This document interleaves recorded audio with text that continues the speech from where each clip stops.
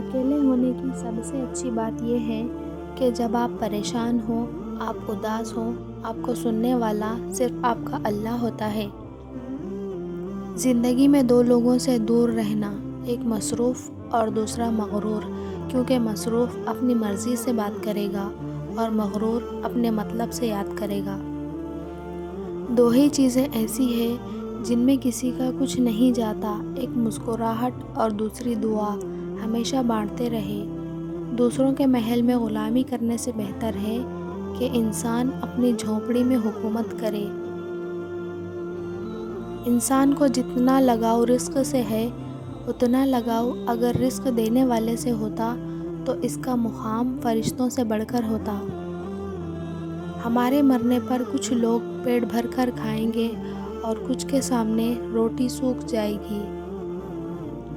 ایک انسان مر جائے تو صبر آ جاتا ہے، مگر جب ایک زندہ انسان آپ کے لیے مر جائے تو کبھی صبر نہیں آتا۔ قیامت کے دن مومن کے میزان میں اچھے اخلاق سے بھاری کوئی چیز نہیں ہوگی، اور اللہ تعالیٰ بے حیا بد زبان سے نفرت کرتا ہے۔ دیر سے بنو لیکن کچھ بنو، کیونکہ لوگ وقت کے ساتھ خیریت کے بجائے حیثیت پوچھنے لگتے ہیں۔ فرمان مصطفیٰ: مشقت کے وقت وضو کرنے والے کو قیامت کے دن عرش کا سایہ نصیب ہوگا۔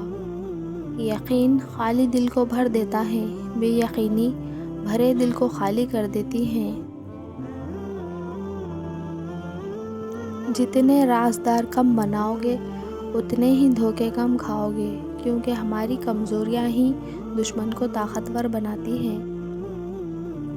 جب کوئی تمہیں بے وجہ رلائے تو تم اپنے آنسو اس یقین کے ساتھ صاف کر لینا کہ زندگی کے کسی موڑ پر وہ تم سے زیادہ روئے گا۔ بے شک اللہ بہترین انصاف کرنے والا ہے۔